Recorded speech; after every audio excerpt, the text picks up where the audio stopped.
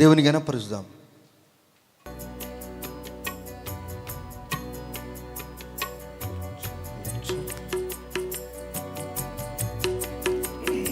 స్తోత్రం.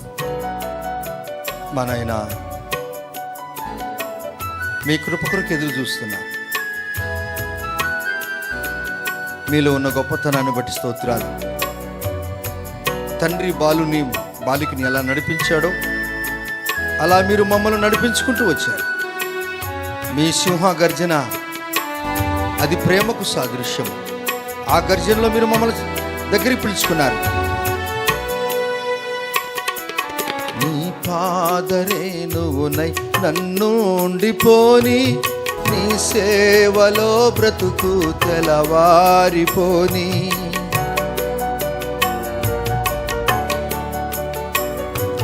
నీ పాదరేణువునై నన్ను ఉండిపోని, నీ సేవలో బ్రతుకు తెలవారిపోని. నీ మాట నా నోట జనులంత వినని, నీ మాట నా నోట జనులంత వినని. సువార్తతో నన్ను కలవరమే గనని, సువార్తతో నన్ను కలవరమే గనని. కలువారి సిలువ నాకే విలువ, కలుషంబు బాపే కరములు చాచే. కలువారి సిలువ.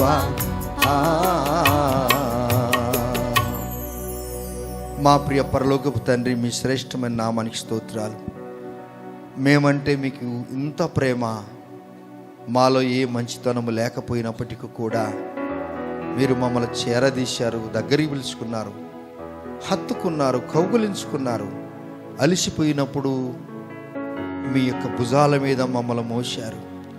ఆకలైనప్పుడు చేతి ముద్దలతో ప్రభువా మీరు మమ్మల్ని పోషించారు. ఏ దినము ఏ కొరతలు లేకుండా మీరు మమ్మల్ని కాపాడుతూ వచ్చారు. మీ ప్రేమను మేము మర్చిపోలేము స్వామి. మీ ప్రేమకు మేమేం చెల్లించగలం? ఉదయకాలంలో వాక్య ధ్యానంలో మాతో మాట్లాడి మా అందరి జీవితాల ద్వారా మీకు మహిమ తెస్తారని నమ్ముతూ యేసయ్య నామమున ఘనపరుస్తున్నాము స్వామి. ఆమెన్. మీ అందరికీ యేసుక్రీస్తు నామములో మరోసారి నా హృదయపూర్వక వందనములు. ద బుక్ ఆఫ్ మీకా గ్రంథము 1వ అధ్యాయము 1-2 వచనాలు చదువుకుందాం. మీకా గ్రంథము 1వ అధ్యాయము 1-2 వచనాలు చదువుకుందాం. ఎస్. మంచముల మీద పరుండి మోసపు క్రియలు యోచించుచు దుష్కార్యములు చేయవారు. మీకా గ్రంథము 1వ అధ్యాయము 1 వచనం. యోతాము, ఆహాజు, హిజ్కియా అను యూదా రాజుల దినములలో సోమ్రోనును గూర్చియు యెరూషలేమును గూర్చియు దర్శన రీతిగా మొరస్తీయుడైన మీకాకు ప్రత్యక్షమైన యెహోవాకు, సకల జనులారా ఆలకించుడి, భూమి నీవును నీలోనున్న సమస్తమును చెవియొగ్గి వినుడి. ప్రభువగు యెహోవా మీ మీద సాక్ష్యము పలకబోచున్నాడు. పరిశుద్ధాలయంలో నుండి ప్రభువు మీ మీద సాక్ష్యం పలకబోచున్నాడు. చాలండి. దేవుని బిడ్డలారా, మీకా గ్రంథాన్ని గురించి అనేక పర్యాయాలు నేను మీకు చెప్పాను. 7 అధ్యాయాలు ఉన్నాయి. సమయం అన్నప్పుడు కాస్త చదువుకోండి. పిల్లలు స్కూల్కి వెళ్ళినప్పుడు, కుటుంబంలో పనులన్నీ ముగించుకున్నప్పుడు గ్రంథాన్ని చదవండి. ఈ మీకా గ్రంథమందు ఇశ్రాయేలుకు రక్షణ, యేసుక్రీస్తు వారి యొక్క జననము, అంత్య దినాల్లో ఏమేం జరుగుతుందో, ఆ తరువాత ఆయన కృప చూపుట్లో ఎంతో సంతోషించువాడు అని అనేక మాటలు ఈ మీకా గ్రంథంలో రాశాడు. మీకా అనగా అర్థం ఏంటనగా యెహోవా వంటి వాడు ఎవడు, యెహోవా వంటి వాడు ఎవడు. అది క్రీస్తుకు పూర్వము 8వ శతాబ్దంలో మీకా భక్తుని ద్వారా రాయబడినటువంటి మాటలు. ఈ మీకా భక్తుడు, యెషయా ప్రవక్త, వీరందరూ కూడా సమకాలీన వారు. అనగా ఒకే వయస్సు వారిది కూడా, ఆయన తలంపులు వీరి తలంపులు ఒకటిగానే ఉన్నట్లు కనపడుతూ ఉంటుంది. మరి ఇశ్రాయేలు యూదా వారిని తమ పాపముల నుండి విషయమై పశ్చాత్తాపడి వారు అందరూ కూడా క్రీస్తు వైపు తిరిగినప్పుడు వారి యొక్క మంచి కోరి వారిని రక్షిస్తాడు. అలా వారు దేవుని మాట వినకపోతే భయంకరమైన అశ్షూరు రాజుతో వారికి దెబ్బ తగిలించి కొట్టి శిక్షించి మొత్తానికి వారిని క్రీస్తు వైపుకు తిప్పుకొని రావాలనేదే దేవుని యొక్క ఆశయే ఉన్నది. శ్రమలోనే దైవికమైన సహాయము కోరుకొనుట దేవుని పిల్లల యొక్క ఒక నిరీక్షణ ఉన్నది. శ్రమలు రావు అని ప్రభువు చెప్పలేదు. ఎందుకనగా ఆయన కూడా శ్రమలు అనుభవించాడు. ఆ శ్రమలకు తట్టుకోలేక పారిపోలేదు. ఆ శ్రమలను ధీటుగా ఆయన ఎదుర్కొన్నాడు. ఈ శ్రమలకు మనం భయపడక, ఈ కష్టానికి మనం భయపడక, ఈ అనారోగ్యానికి మనం భయపడక, ఈ లోకానికి మనం భయపడక ప్రభువుతో మనం ఆనందిస్తున్నప్పుడు ఆ శ్రమలుగా అనిపించవు. దేవుని బిడ్డలారా, ఈ యోతాను, ఆహాజు, హిజ్కియా అను యూదారాజుల దినములలో షోమ్రోనును గూర్చియు యెరూషలేమును గూర్చియు దర్శన రీతిగా మొరప్తీయుడైనటువంటి మీకాకు ప్రత్యక్షమైనటువంటి యెహోవా వాక్కు. దేవుని పిల్లలారా, ఇక్కడ 2 పట్టణాలు కనపడుచున్నాయి. ఒకటి షోమ్రోను నథింగ్ బట్ కావలి లేక సమరయ అని కూడా చెప్పొచ్చు. ఈ సమరయ షోమ్రోను, దీని అసలు పేరు షోమ్రోను. ఇశ్రాయేలు రాజుకు ఒమ్రి పెమెరు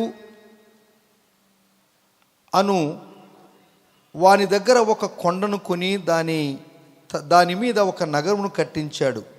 షెమెరు పేరును బట్టి దీనికి షోమ్రోను అని పేరు కలిగింది. దీనిని సమరయ అని కూడా అంటారు.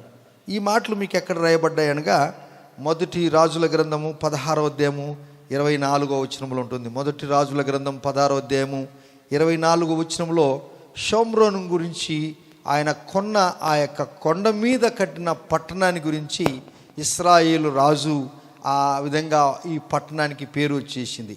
దీనివలన షోమ్రోను అనగా కావలి అని కూడా చెప్పుకోవచ్చు, లేక సమృద్ధి అని కూడా చెప్పుకోవచ్చు. ఒకప్పుడు ఎలా ఉన్నది, ఇప్పుడు ఎలా ఉన్నది. ఈ మాటలన్నీ మనం చదువుకుంటున్నప్పుడు ఈ గ్రంథాల పాత నిబంధన గ్రంథం ఎక్కువ మనం చదువుతుండాలి. కొత్త నిబంధన గ్రంథము బహుశులుగా అర్థమవుతుంది. పాత నిబంధన గ్రంథం చదువుతున్నప్పుడు దేవుడు ఒక నూతనమైన ద్వారాలు, ఆధ్యాత్మికమైన విషయాలు అనేకము మనకు తెలుపుతూ వస్తాడు.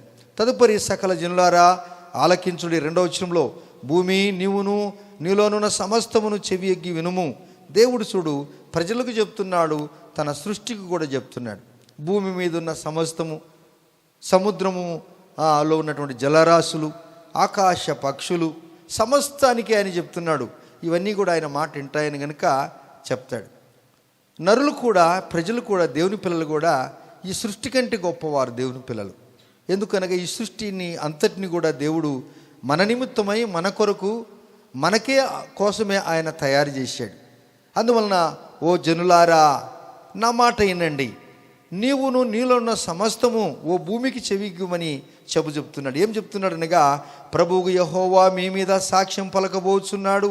పరిశుద్ధాలయములోండి ప్రభువు మీ మీద సాక్ష్యము పలకబోచున్నాడు. చూడండి, దేవుడు మనకు సాక్షి అంట. అప్పుడప్పుడు మనం ఊత పదంగా ఏదైనా ఇద్దరికి గొడవ వస్తే దేవుని తోడని కొందరు, బైబిల్ తోడని మరికొందరు, అమ్మ తోడని మరికొందరు, నాయన తోడని వారిని ఆనువాళ్ళు పెట్టి వారి సాక్ష్యంగానే చెప్తున్నాను అంటారు. రే, నువ్వు బైబిల్ పట్టుకున్నావు కదా, బైబిల్ చేత పట్టుకొని చెప్పురా, ఇది అవునా కాదంటే కొందరు అలా కూడా చేస్తాడు.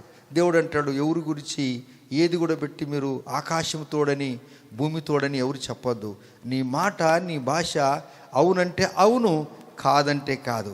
ఈ మాట ప్రభువారు సాక్ష్యము నువ్వు కాదు చెప్పేది, సాక్ష్యం ఇంకోటిగా చెప్పేది, నేనే సాక్ష్యం చెప్తాను. బైబిల్ని రుజువుపరచడానికి నీకు ఏమి అవసరం లేదు. బైబిలే దీంట్లో ఉన్న సత్యం ఏదో ఆ బైబిలే రుజువుపరుస్తుంది. హల్లెలూయా. నువ్వు నేను రుజువుపరచడం పనిలే. నీ యొక్క సాక్ష్యాన్ని బట్టి, నీ వైఖరిని బట్టి దేవుడు ప్రజలతో, నిన్ను బట్టి దేవుడు అనేకులకు దీవెనకరంగా మారుస్తాడు. నిన్ను బట్టి దేవుడు అనేకులకు జీవనోపాధి కలుగజేస్తాడు. ఈ సమాజంలో నీవు ఉన్నావు గనుక దేవుడు నిన్ను ఉన్నతమైన స్థితికి తేవాలని ఇష్టపడుతూ ఉన్నాడు. ఇందులో కాస్త కష్టాలున్నాయి, అవమానాలున్నాయి, నిందలున్నాయి. వాటన్నిటికీ దేనికి కూడా భయపడకుండా ధీటుగా, నేరుగా, చక్కగా, తిన్నగా యేసు వైపు మనం చూసినప్పుడు మన భారాలు ప్రభువారు పరిపూర్ణంగా తీసివేస్తాడు. 3వ వచనంలో, యెహోవా ఇదిగో యెహోవా తన స్థలమును విడిచి బయలుదేరుచున్నాడు. ఆయన దిగి భూమి యొక్క ఉన్నత స్థలం మీద నడవబోచున్నాడు. ఆయన నడువగా అగ్నికి మైనము కరుగునట్లు పర్వతములు కరిగిపోతాయి, లోయలు విడిపోతాయి, వాటి మీద పోసిన నీరు పారినట్లు అవన్నీ కూడా కరిగిపోతాయి. దేవుడు నీకు సాక్ష్యం చెప్పే లోపల, నీకు తీర్పు ఇచ్చే ముందు దేవుడు ఆకాశం నుండి రెండవ రాకడ గురించి నేను ముందే పరిచయంలో చెప్పాను. ఈ గ్రంథములో యెషయాకున్నటువంటి భారము ఇతనికుంది, ప్రజల మీద భారం ఇతనికుంది, ఈయనకుంది. యేసు ప్రభువారు రాబోతున్నాడు. రాబోతున్నప్పుడు పర్వతములంట మైనము కరిగిపోయినట్లుగా కరిగిపోతాయంట. ఏంటి పర్వతములే కరిగిపోతున్నట్టే ఇక మనలాంటి వారి కథ ఏంటి చెప్పండి. ఎవరైతే దేవుని మాట సరిగా వినరో వారి తలల మీద 5 మణుముల ఏమండి 5 మణుల ఏం పడతాయండి, ఆకాశంలో వడగండ్లు పడతాయంట. ఒక్క మణుము = 10 కేజీలు. ఏంటి 5 మణులు అంటే 50 కేజీల బరువు కలిగినటువంటి ఆ వడగండ్లు ఆ మేఘముల నుంచి పడితే ఈడు ఉంటాడా చెప్పండి, ఉంటాడా? ఈ ప్రకటన గ్రంథంలో రాయబడింది ఆయన రాబోచున్నాడు. దేవుని మాట నీవు నేను మనము సరిగా వినకపోతే ఈ కార్యాలన్నీ కూడా జరుగుతాయంట.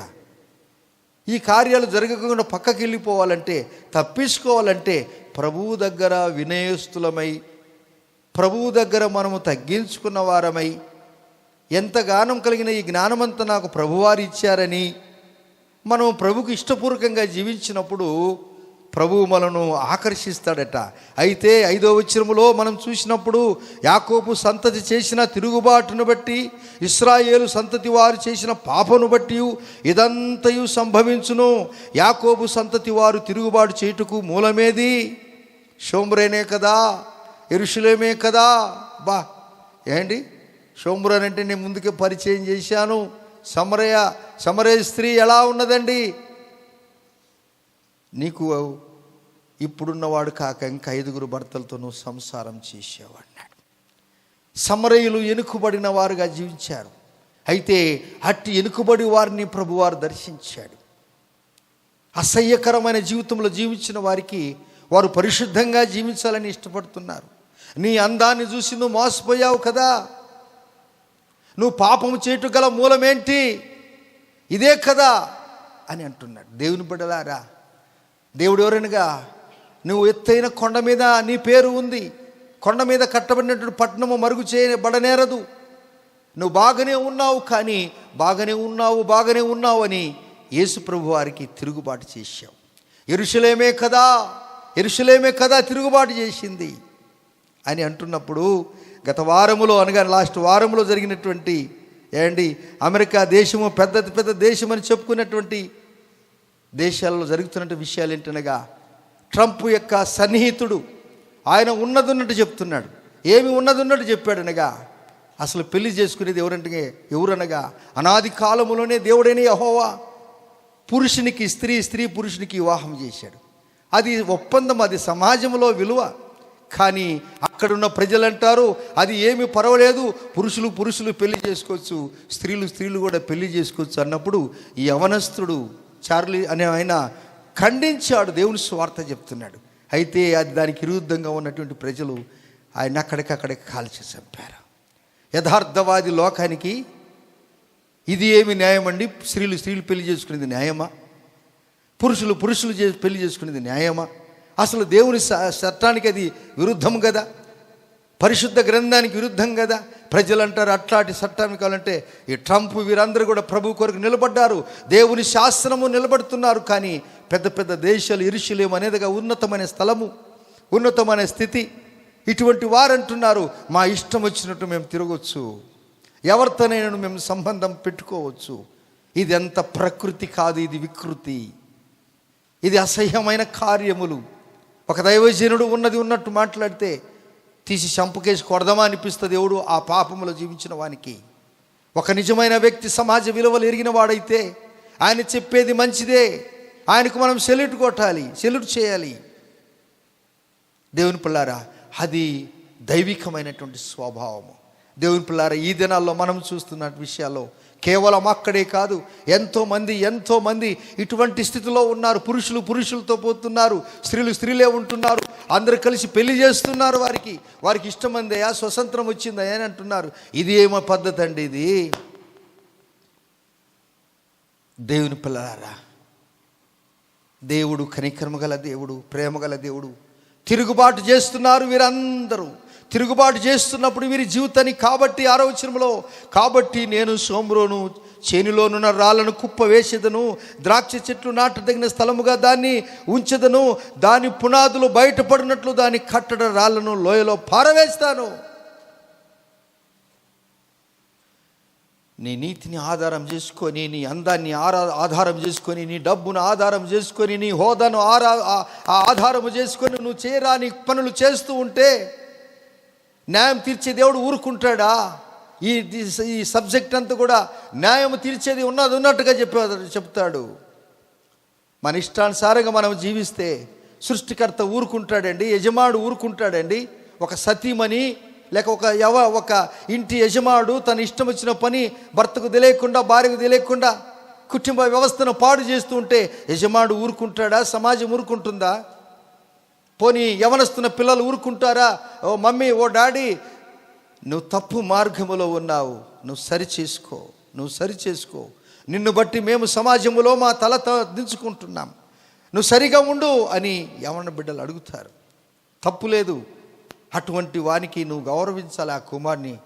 అవును కుమారుడు అని చేసింది తప్పే అని గనుక నువ్వు అన్నట్లయితే దేవుడు నిన్ను ఆశీర్వాదిస్తాడు, నిన్ను దీవిస్తాడు. అలా కాకపోతే షోమ్రోను కథ ఏమైపోయిందో తెలుసా? నేను అక్కడ రాళ్ళు వేసేస్తాను, కుప్ప చేసేస్తాను, నువ్వు పంట కోసుకెళ్ళేవు, చేత కాదు. ఊరికి పునాది లేస్తాను, ఆ పునాది వేయటానికి ఆ రాళ్ళు ఉన్నాయి కదా, అక్కడ ఏం లేకుండా కందకంలో ఒట్టిదే చేస్తాను, నువ్వు పునాది ఎట్లేస్తావో నేను చూస్తానంటాడు.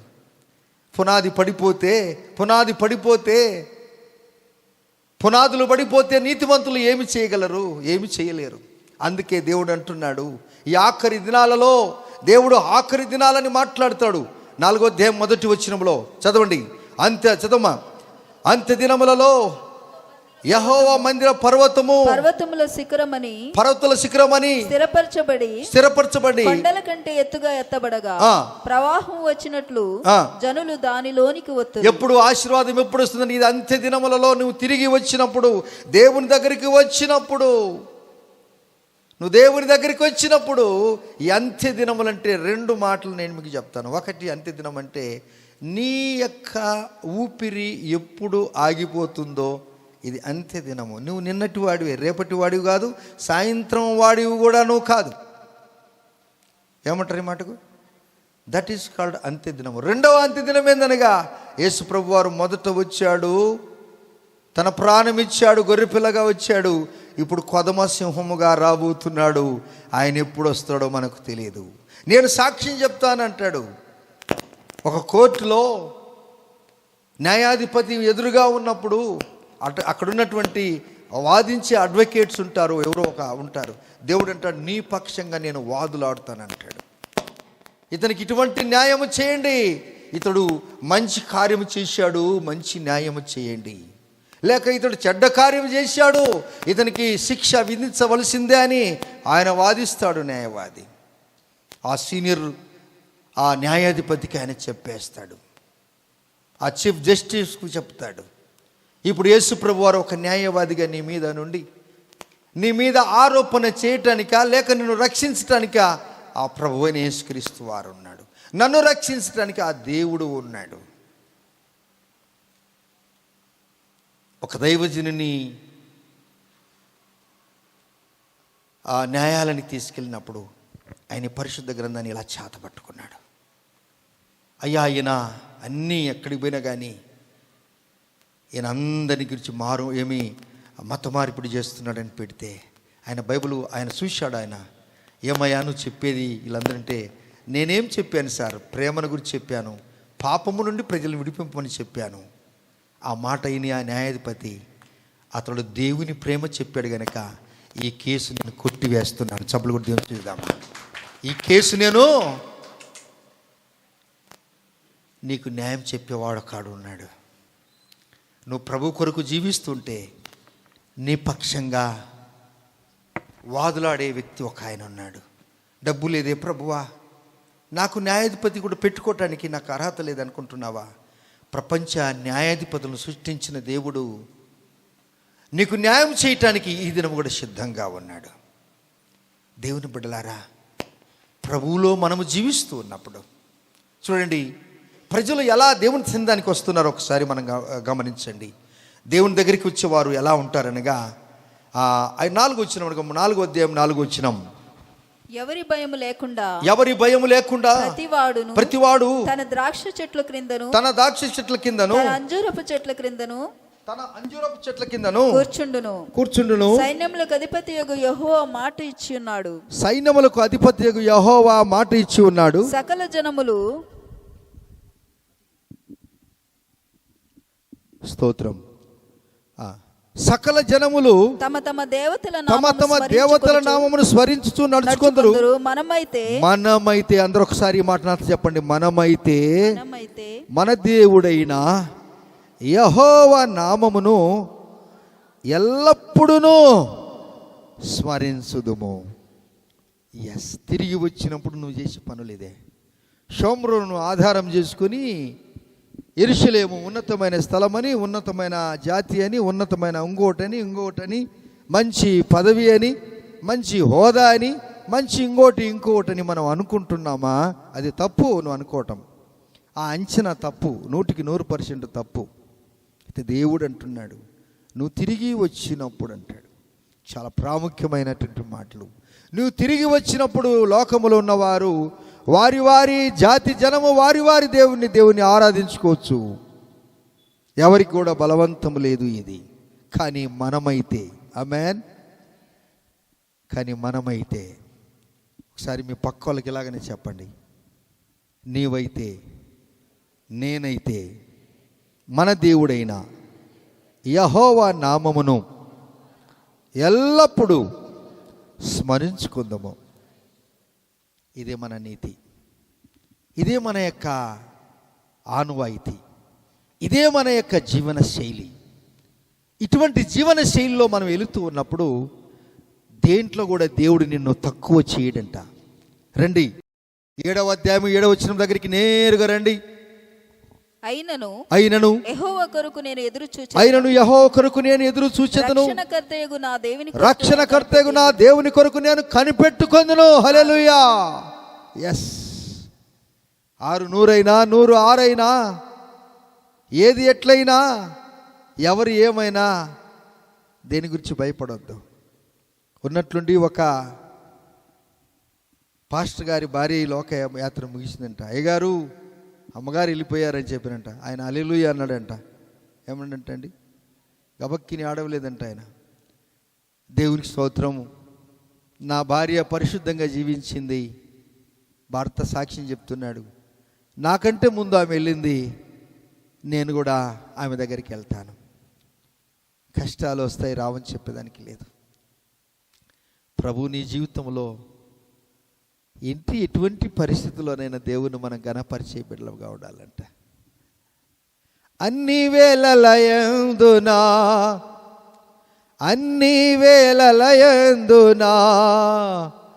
నిన్ను పూజించి కీర్తింతును.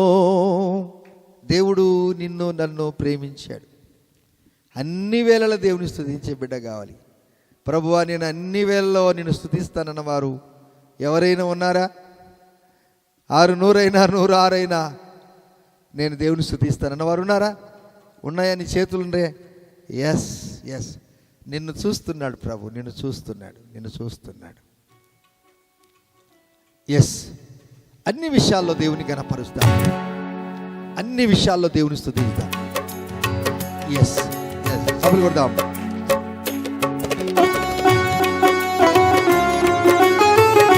ఎస్, కబులు కొడదామా?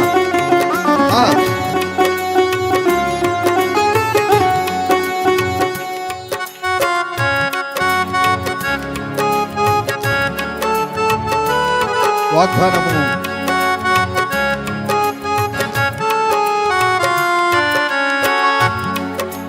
వాగ్దానములానిచ్చి నెరవేర్చువాడవు నీవే. వాగ్దానములానిచ్చి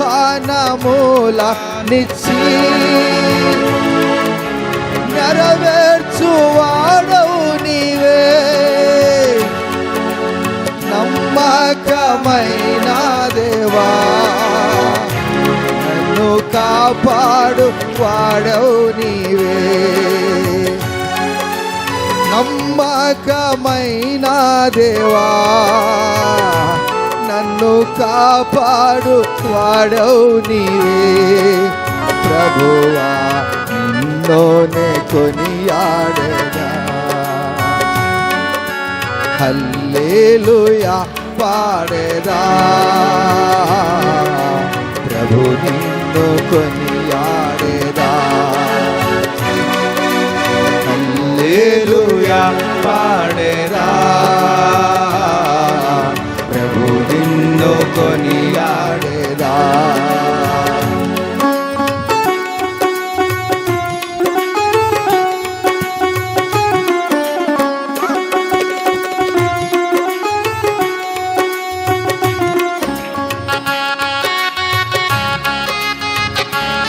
స్తోత్రమయ్యా దేవా, మాకు సహాయం చేసి నడిపించే దేవుడు. కష్టములన్నిటినీ ప్రియముగా భరింతును. కష్టములన్నిటినీ ప్రియముగా భరింతును. నీ కొరకై జీవితును. నా జీవంపు దాతవు నీవే. నీ కొరకై జీవితును. నా జీవంపు దాతవు నీవే. ప్రభువా నిన్నే కొనియాడెదా. హల్లెలూయా పాడెదా. ప్రభు నిన్ను కొనియాడెదా. హల్లెలూయా పాడెదా. ప్రభు నిన్ను కొనియాడెదా. అన్ని వేళల యందునా, అన్ని వేళల యందునా నిన్ను పూజించి కీర్తింతును. అన్ని వేళలందునా నిన్ను పూజించి కీర్తింతును. ప్రభువా నిన్నునే కొనియాడెదా. హల్లెలూయా పాడెదా. ప్రభు నిన్ను కొనియాడెదా. హల్లెలూయా పాడెదా. ప్రభు నిన్ను కొనియాడెదా. అయినను యెహోవా కొరకు నేను ఎదురు చూచెదను. రక్షణకర్తయగు నా దేవుని కొరకు నేను కనిపెట్టుచుందును. నా దేవుడు నా ప్రార్థన ఆలకించును. చప్పలు కొడదామా? నా దేవుడు, చెప్పండి, నా దేవుడు. అక్కడ నీ కొరకు న్యాయవాది ఉన్నాడు. నీ కొరకు ఆయన పోరాడతాడు. ఈ బిడ్డను నేను రక్షించాలి, ఈ బిడ్డను నేను రక్షించాలి, ఇతనికి శిక్ష రాకుండా నేను చూసుకోవాలన్నాడు. చివరికి అంటాడు, అతడు చేసిన తప్పంతా నేను మోస్తున్నాను, ఆ శిక్ష అంతా నాకేయమన్నాడు యేసయ్య. నాకే ఆ శిక్ష. ఎంత గొప్ప దేవుడు, ఎంత గొప్ప దేవుడు. ఆ కనికరమ గల దేవుడు, ప్రేమగల దేవుడు. నువ్వు ఆయనకు తిరుగుబాటు చేయొద్దు. మనం యెషయా గ్రంథం 1:2-3 చూసుకుంటున్నప్పుడు, ఆకాశమా ఆలకించుము, భూమి చెవియొగ్గుము, నేను పిల్లలుగాని పెద్దవారిగా చేశాను, వారు నా మీద తిరగబడి ఉన్నారు. ఎద్దు తన కామందును ఎరుగును, గాడిద తన సొంతవాని దొడ్డు తెలుసుకును. ఇశ్రాయేలుకు తెలివి లేదు, నా జనులు యోచింపరు. పాపిష్టి జనమా, దోషభరితమైన ప్రజలారా, దుష్ట సంతానమా, చెరుపు చేయి పిల్లలారా, మీకు శ్రమ. వారు యెహోవాను విసర్జించి ఉన్నారు, ఇశ్రాయేలు యొక్క పరిశుద్ధ దేవుని దూషింతురు, ఆయనను విడిచి తొలగిపోయి ఉన్నారు. వీరు నిత్యం కూడా తిరుగుబాటు చేస్తున్నారు. అయితే నువ్వు తిరిగి వచ్చినప్పుడు, తిరుగుబాటు చేసేవాడు తిరిగి రావాలంటే యేసే దగ్గరికి. హల్లెలూయా. ఎవరో ఉన్నారో నాకు తెలియదు, మీరు తిరుగుబాటు చేసేవారా అని నేను నీ మీద ముద్ర వేయటానికి నాకు హక్కు లేదు. కానీ ఈ వాక్య తరంగాలు నీ వినికిడిలో వినపడుతూ ఉన్నప్పుడు, ఏ విషయంలో అని దేవుని విషయంలో నువ్వు తిరుగుబాటు చేస్తూ ఉన్నట్లయితే నువ్వు తిరిగి రావాలా ప్రభు దగ్గరికి. తిరిగి వచ్చినప్పుడు దేవుడు నీ జీవితాన్ని ఎలా చేస్తాడు చూడండి. అనగా మీరు మరలా నేరుగా 4వ అధ్యాయం 5వ వచనం దగ్గరికి వచ్చినప్పుడు, సకల జనులు తమ తమ దేవతల నామమును స్మరించుచు నడుచుకొందురు, అది వారి ఇష్టము. మనమైతే మన దేవుడిని యెహోవా నామమును ఎల్లప్పుడూ స్మరిస్తామంట. అది యెహోషువ తీసుకున్నటువంటి తీర్మానం. అటువంటి విషయంలో మనం కొనసాగుతూ ఉన్నప్పుడు దేవుడు మన జీవితాన్ని ఏం చేస్తాడు, మన ప్రార్థన ఆలకిస్తాడు. ఆ తర్వాత నేరుగా మీరు రండి దేవుని పిల్లారా, 11వ వచనం చదువుకుందాం. అనగా 7వ అధ్యాయం 11వ వచనంలో, నీ గోడలు మరలా కట్టించు దినములు వచ్చుచున్నవి, అప్పుడు నీ సరిహద్దు విశాలపరచబడును. ఆమెన్, ఆమెన్, ఆమెన్. ఎస్. ఒకప్పుడు ఏం చేశాడు, నీ యొక్క శీలలో రాళ్ళు వేసి పెట్టాడు, కుప్పలు వేసి పెట్టి. ఇంకా నువ్వు వ్యవసాయం ఎట్లా చేస్తావు, సాగు ఎట్లా చేస్తావు కదా. ఇప్పుడు ఏం చేస్తాడు, నేను మరలా ఏం చేస్తాడంటే ఆయన, నీ గోడలు మరలా కట్టిస్తే దినములు వచ్చేసాయి, అప్పుడు నీ సరిహద్దులు విశాలపరచబడును. ఆ దినమందు అశ్షూరు దేశమునందుండి, ఐగుప్తు దేశపు పట్టణము నుండి, ఐగుప్తు మొదలుకొని యూఫ్రటీస్ నది వరకు ఉన్న ప్రదేశము నుండి, ఆయా సముద్రముల మధ్య దేశం నుండి, ఆయా పర్వతముల మధ్య దేశం నుండి జనులు నీ యొద్దకు వచ్చుదురు. హల్లెలూయా. దేవుడు ఎవరు అనగా, కోల్పోయిన జీవితాన్ని తిరిగి ఇచ్చేవాడు, కోల్పోయిన ఆరోగ్యాన్ని తిరిగి నీకు ఆరోగ్యంగా మార్చుతాడు ప్రభువారు. నీ ఆరోగ్యాన్ని, అనారోగ్యాన్ని తీసివేసి ఆరోగ్యపరుస్తాడు. నువ్వు చెప్పుకోలేని సమస్యలో జీవిస్తూ ఉన్నప్పుడు, నువ్వు తిరిగి వచ్చి ప్రభు దగ్గర మొరపెట్టినప్పుడు ఆ ప్రభువు నీ మీద కనికరం చూపుతాడు. ఈ మీకా గ్రంథంలో ఆయన ప్రయాసపడినటువంటి మాటలన్నీ కూడా ఏంటనగా, ఈ దినం మన వినికిడిలో అది ఎంతో శ్రేష్కరమైనటువంటి మాటలు. దేవుని పిల్లారా, మనం తిరిగి వచ్చినప్పుడు దేవుడు మనకు తిరిగి పురాణ వైభవంతో దేవుడు నింపుతాడంటండి. దేవుని పిల్లారా, వ్యక్తిగతంగా నువ్వు ఎప్పుడు ప్రార్థన చేసుకోవాలి, మర్చిపోవద్దు. ఎవరో చేసిన ప్రార్థన మీద మీరు ఎవరు కూడా ఆధారపడకూడదు. మనం ఎప్పుడు వ్యక్తిగత ప్రార్థనలు ఎక్కువ ఉండాలి. వ్యక్తిగత ప్రార్థన నీ జీవితంలో మారుస్తుంది, నూతనమైన కార్యాలు జరిగిస్తుంది. ఒక్కొక్క వ్యక్తి ఏం పర్వాలేదులే మా డాడీ ఉండాలి, ఏం పర్వాలేదులే మా మమ్మీ ముందులే, మా కొరకు ప్రార్థన చేసి వారు ఉండాలి అనుకోవటము అది బుద్ధి పొరపాటు. వారు నిన్ను పోషిస్తారు, ఒక మార్గం చూపిస్తారు. కానీ నువ్వు నిలకడ అయిన తర్వాత, నువ్వు స్థిరపడిచిన తర్వాత, నీకు ఈ లోక జ్ఞానం వచ్చిన తర్వాత వ్యక్తిగతంగా నువ్వు ప్రార్థన చేసుకోవడం చాలా ప్రాముఖ్యమైనటువంటి విషయము. దేవుని పిల్లలు అందుకే అంటాడు, తప్పకుండా దేవుడైన యెహోవా నా దేవుడు నా ప్రార్థన ఆలకిస్తాడు. 8వ వచనము, నా శత్రువా నా మీద అతిశయపడవద్దు, నేను క్రింద పడినను తిరిగి లేతును, నేను అంధకారమందు కూర్చున్నను, యెహోవా నాకు వెలుగుగా ఉండును. చప్పట్లు కొడదామా? ఎప్పుడు తిరిగి చెప్పండి, ఎప్పుడు తిరిగి వచ్చినప్పుడు. చూడండి ఎంత నీతిపరుడు. అనగా 9వ వచనము 2వ భాగములో, ఆయనను వెలుగులోనికి రప్పించును, ఆయన నీతిని నేను కళ్ళారా చూస్తాను. క్రీస్తును కళ్ళారా చూసే దినాలు రాబోతున్నాయి. పరమునకు ఎత్తబడినప్పుడు ఈ ప్రపంచాన్ని సృష్టించిన దేవుని నువ్వు కళ్ళారా చూస్తావు. హల్లెలూయా చెప్పండి. నీవు కళ్ళారా చూస్తావు. అటువంటి భాగ్యం దయచేయాల ప్రభు అని ప్రార్థన చేసుకోండి. తదుపరి నేరుగా మీరు ఇప్పుడు 18వ వచనం దగ్గరికి రండి. తన స్వాస్థ్యములో శేషించిన వారి దోషమును పరిహరించి, వారు చేసిన అతిక్రమముల విషయమై వారిని క్షమించు దేవుడినై అయినా నీతో సమమైన దేవుడు ఎవరైనా ఉన్నారా? ఉన్నారా బ్రదర్ సిస్టర్? ఆయనతో క్షమించే దేవుడు ఎవరైనా ఉన్నారా? భూమి మీద ఉన్న మనిషిని పాపములు క్షమించుటకు ఆయనకొక్కరికి అధికారం ఉన్నది. ఆమేన్. పాపములు క్షమించుటకు నీకు అధికారం ఉన్నదని పరిశీలు శాస్త్రులు సద్దుకేలు అన్నప్పుడు మానవుని అపరిశుద్ధతలో నుండి పరిశుద్ధంగా నేను చేస్తాను, శాపములో నుండి వారిని ఆశీర్వాదకరంగా నేను మారుస్తాను,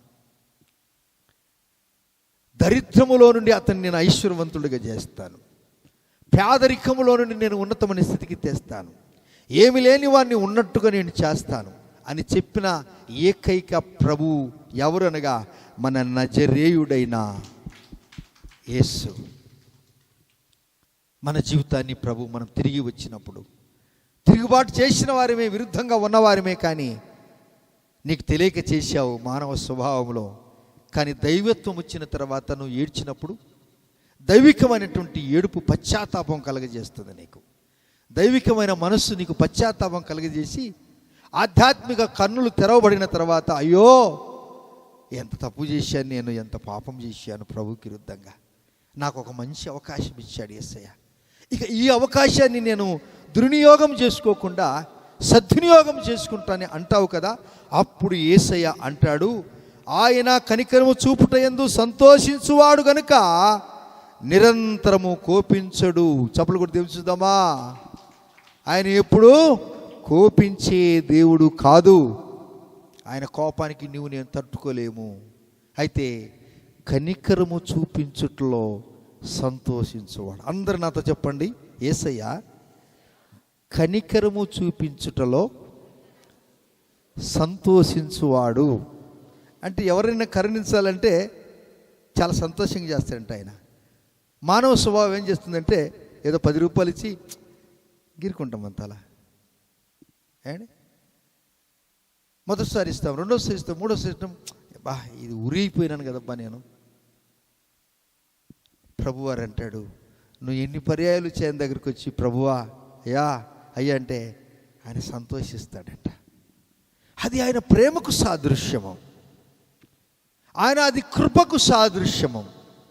కనికరము చూపించడంలో సంతోషించువాడు గనుక నిరంతరము కోపించడు. ఆయన మరలా మన యందు జాలిపడును, మన దోషములను అణిచివేయును. వారి పాపములన్నింటినీ సముద్రపు అగాధములో నీవు పడవేతు. చపలు గురించి చూద్దామా? నువ్వు పాపాన్ని జ్ఞాపకం చేసుకోగాకు.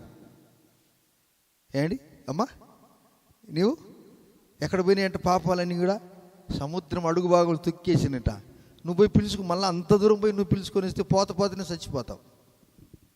అడుగు భాగములు పాపాలు ఉన్నాయనుకో, ఆ దినం భలే ఉన్నదిరా ఆ పాపం, పదా తెచ్చుకుందామని పోతాం అనుకో, నువ్వు ఎగిరి దూకిటలకి నువ్వు అసలు ఎక్కడ అలలు కొట్టేసి అటుపోతావు. అసలు అడుగు భాగానికి కాదు, నువ్వు పై అలలకే తట్టుకోలేక ఎన్న కొట్టబడి చచ్చిపోయి ఎక్కనో శవములాగా చేరిపోతావు.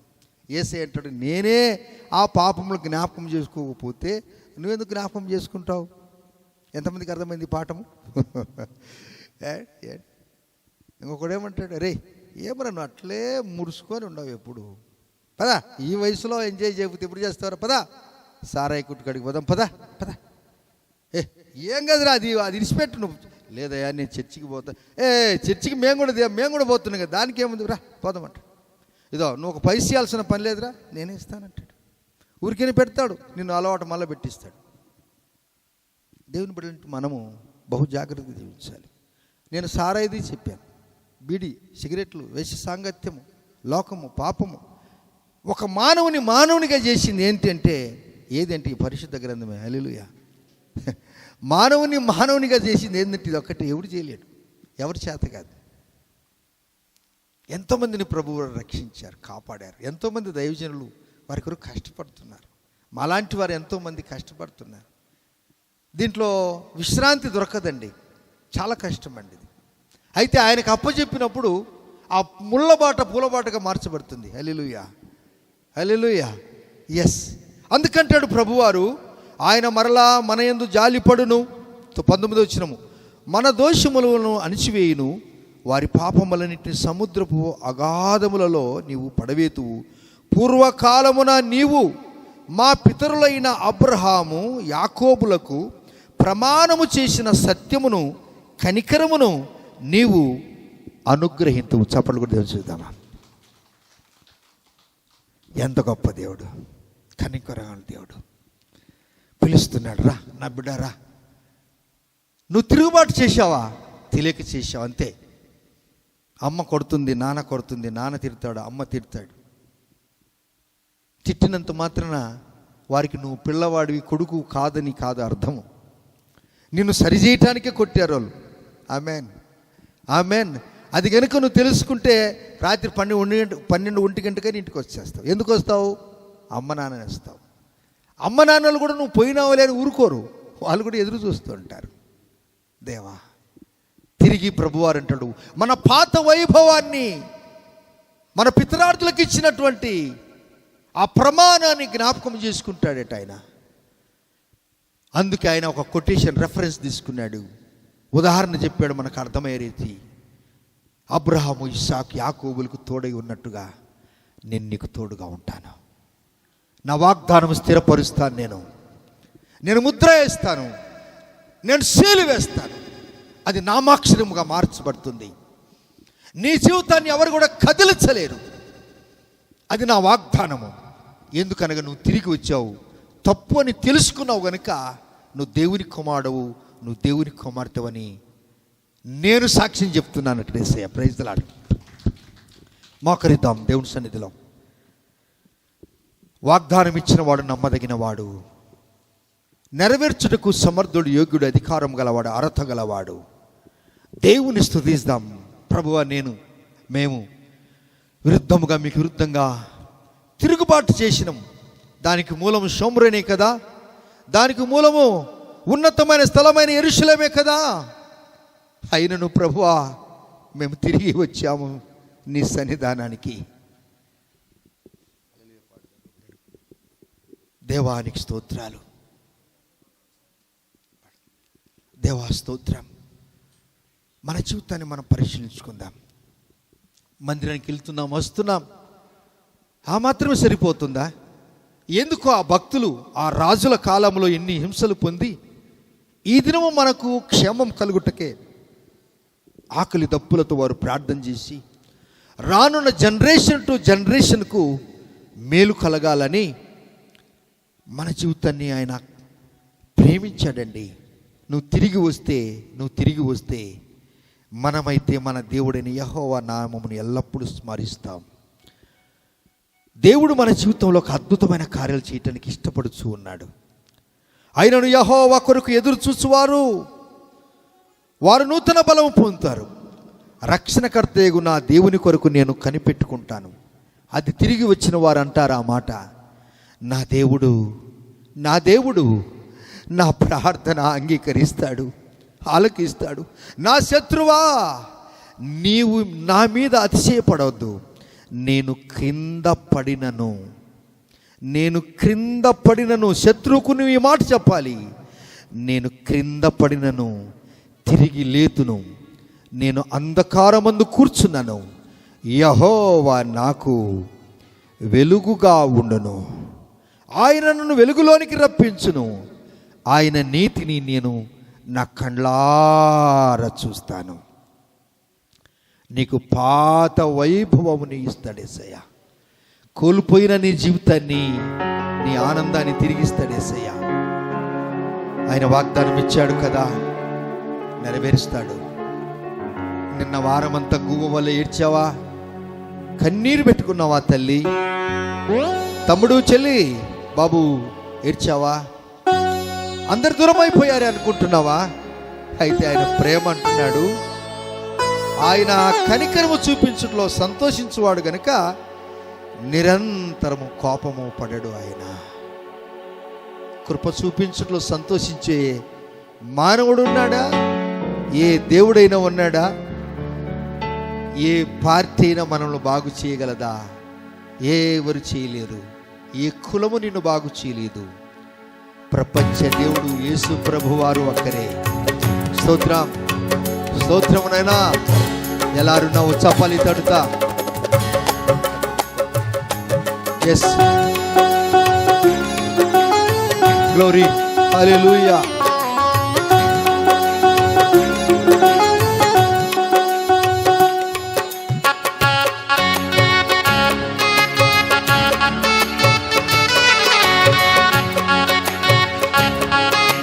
ఎందరు నిన్ను చూచిరో, ఎందరు నిన్ను చూచిరో, వారికి వెలుగు కలిగే. ఎందరు నిన్ను చూచిరో, వారికి వెలుగు కలిగే. ప్రభువా నీ వెలుగొందితి, నా జీవపు జ్యోతి నీవే. ప్రభువా నీ వెలుగొందితి, నా జీవపు జ్యోతి నీవే. ప్రభువా నిన్నునే కొనియాడెదా. హల్లెలూయా పాడెదా. ప్రభు నిన్ను కొనియాడెదా. హల్లెలూయా పాడెదా. ప్రభు నిన్ను కొనియాడెదా.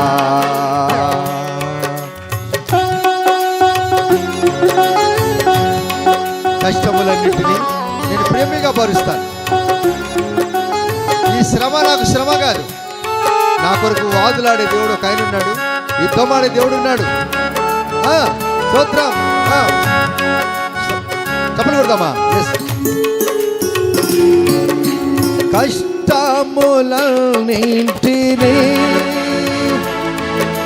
ప్రియముగా భరింతును.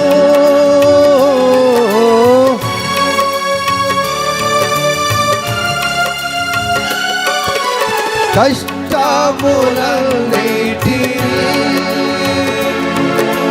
ప్రియముగా భరింతును. నీ కొరకై జీవింతును. నా జీవపు దాతవు నీవే. నీ కొరకై జీవింతును.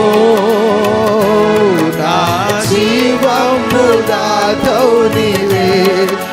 ప్రభువా నిన్ను కొనియాడెదా. నిన్నునే కొనియాడెదా. ప్రభువా నిన్నునే కొనియాడెదా. హల్లెలూయా పాడేదా. హల్లెలూయా పాడేదా. ప్రభు నిన్ను కొనియాడెదా. హల్లెలూయా పాడేదా. హల్లెలూయా పాడేదా. ప్రభు నిన్ను కొనియాడెదా. మన పితరార్థులకు ఇచ్చిన వాగ్దానము, అబ్రహాము, ఇస్సాకు, యాకోబులకు ఇచ్చాడు వాగ్దానము. నేను దాన్ని నిత్యము జ్ఞాపకం చేసుకుంటాను. ఆ యాకోబులకు ఇచ్చిన ప్రమాణం చేసిన సత్యమును, కనికరమును నేను నీకు అనుగ్రహిస్తాను. ఎస్,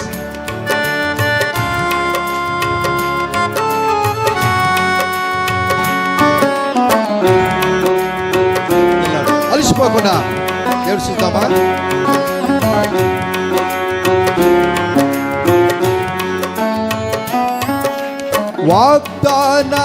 వాగ్దానములానిచ్చి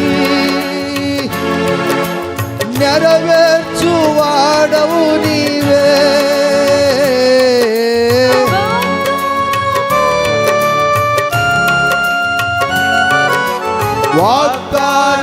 వాగ్దానములానిచ్చి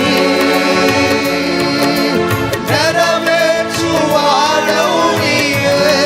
నమ్మకమైన దేవా, నమ్మకమైన దేవా, నన్ను కాపాడువాడవు నీవే. నమ్మకమైన దేవా, నన్ను కాపాడువాడవు నీవే. ప్రభువా నిన్ను కొనియాడెదా.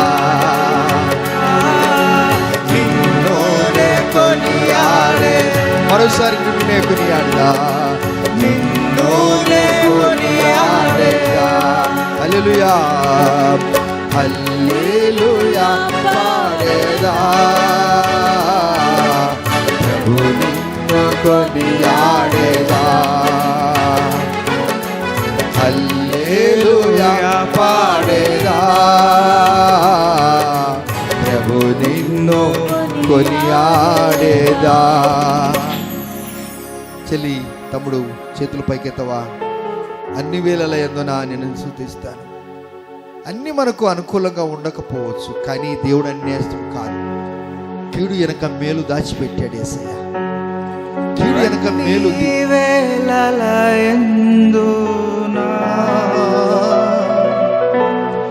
నిన్ను పూజించి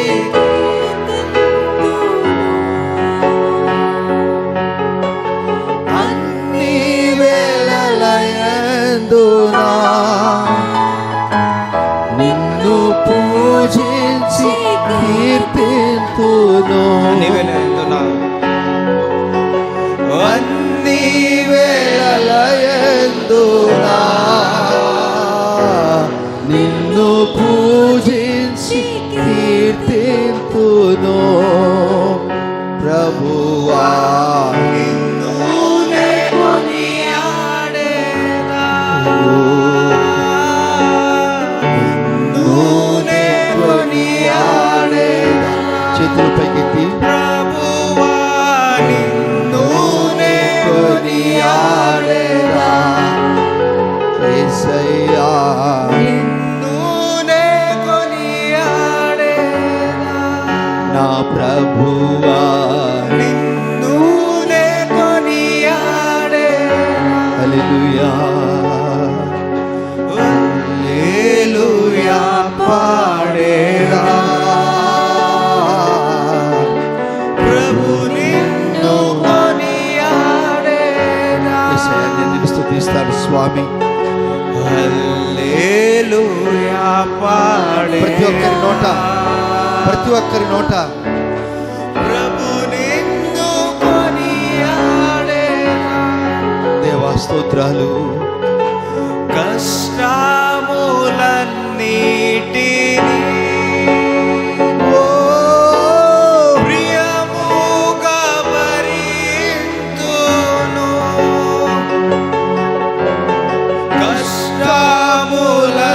కష్టములన్నిటినీ అయ్యా శక్తి నాకు దయచేయి. ప్రియముగా భరింతును. నీ కొరకై జీవిస్తాను, నీ కొరకై జీవితును. నా జీవపు దాతవు, నా జీవపు దాతవు నీవే. నీ కొరకై జీవితును, నా జీవపు దాతవు నీవే. నీ కొరకై జీవితం, నీ కొరకై నేను జీవిస్తానయ్యా. నీ కొరకై జీవితును, నా జీవపు దాతవు నీవే. నీ కొరకై నేను జీవిస్తానయ్యా. నీ కొరకై జీవితును, నా జీవపు దాతవు నీవే. ప్రభువా నూనె కొనియాడేదా, నా యేసయ్యా నిన్నూనె కొనియాడేదా, నా తండ్రి. నిన్నూనె కొనియాడేదా, నా యేసయ్యా నిన్నూనె కొనియాడేదా. అందరూ గలమెత్తి హల్లెలూయా పాడేదా, మందిరం అంతా దేవుని ఆత్మతో నింపబడినది. దేవుని శక్తి ఇక్కడ సంచరిస్తుంటుండగా ఎవరు అటు ఇటు చూడకుండా దేవుని కనపరచండి. దేవుని బలం ఇక్కడ ఉన్నది. నీకు పురాణ వైభవం, నీ జీవితంలో గొప్ప కార్యం చేస్తాడు యేసయ్య. ఆయన నిత్యము కోపగించే దేవుడు కాదు. నా యేసయ్యా నిన్ను నూనె కొనియాడే నా తండ్రి నా తండ్రి నిన్నునే కొనియాడేదా నా యేసయ్య నా యేసయ్యా నూనె కొనియాడే. దేవునికి శక్తి ఇక్కడ సంచరిస్తుంటుండగా, దేవుని బలం ఇక్కడ ఉంటుండగా, దేవుని స్వాస్థ్యత ఇక్కడ ఉంటుండగా, అంధకార అపవాది మంత్రిత శక్తులు వదిలిపోతుంటుండగా దేవుడు మన జీవితంలో గొప్ప కనిపిస్తాడు. నేను కోప్పడను, నువ్వు తిరిగి వస్తే చాలు. నువ్వు షోమ్రోన్లో ఉన్నావా, యెరూషలేములో ఉన్నావా, నీ పట్టణాలను చూసి, నీ నగరాలను చూసి నువ్వు ఆనందిస్తున్నావా?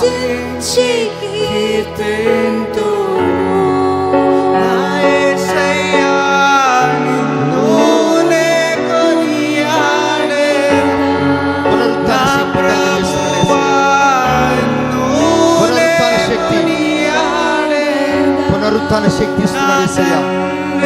యేసు నామములో, యేసు నామములో.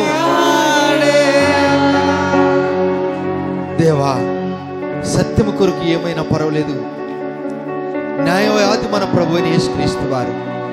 నీకు న్యాయం దొరికేంత వరకు ఆయన నీకు సాక్షిగా నిలబడతాడు. ఆయన నీకు సాక్షిగా నిలబడతాడు. నేను సాక్షిని అంటాడు యేసయ్య.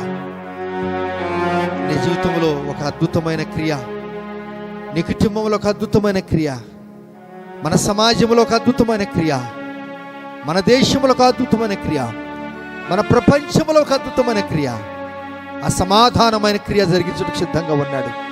నీ ఇంటిలో నెమ్మది కలుగు చేయటానికి తిరిగి తిరిగి తిరిగి ఇటువంటి మాటలు ప్రభువారు మనకు అందజేశాడు. ఈ ఆఖరి దినాలలో, ఈ అంత్య దినాలలో, ఆయన రాబోతున్న దినాలలో ఆయన మీద తన కృపా వర్షం కుమ్మరిస్తూ కృప చూపించట్లో నేను సంతోషించువాడిని.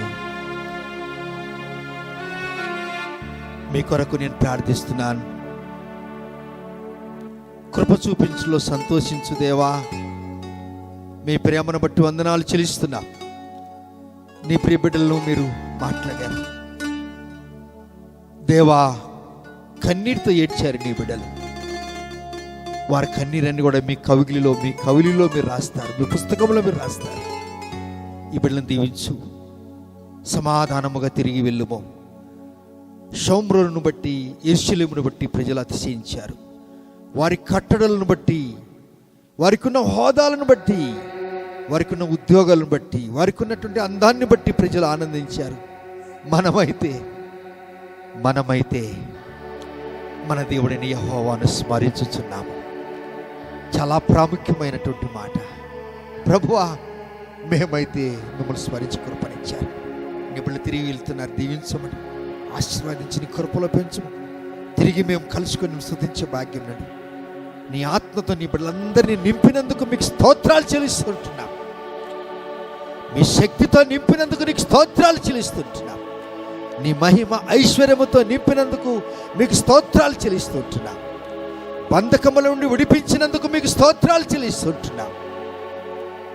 ఎందుకనగా నీ కృప శాశ్వతమైనది. దేవా, మీకే వందనాలు, మీకే ఘనత, మీకే ప్రభావములు. యేసయ్య నామములోనే ప్రార్థించి అడిగి పొంది ఉన్నాము తండ్రి. ఆమెను. మన తండ్రికి దేవుని ప్రేమ, కుమారుని కృప, పరిశుద్ధాత్మ దేవునికి నేను సాహసం కూడా మనందరికీ, మన పితరార్థులు అబ్రహాము, ఇస్సాకు, యాకోబులకు తోడై ఉన్న దేవుడు మనందరికీ సదాకాలము తోడై నిలిచి ఉండును గాక. ఆమెన్. Praise the lord. ప్రభువుని దీవించి ఆశీర్వదించును గాక. God bless you.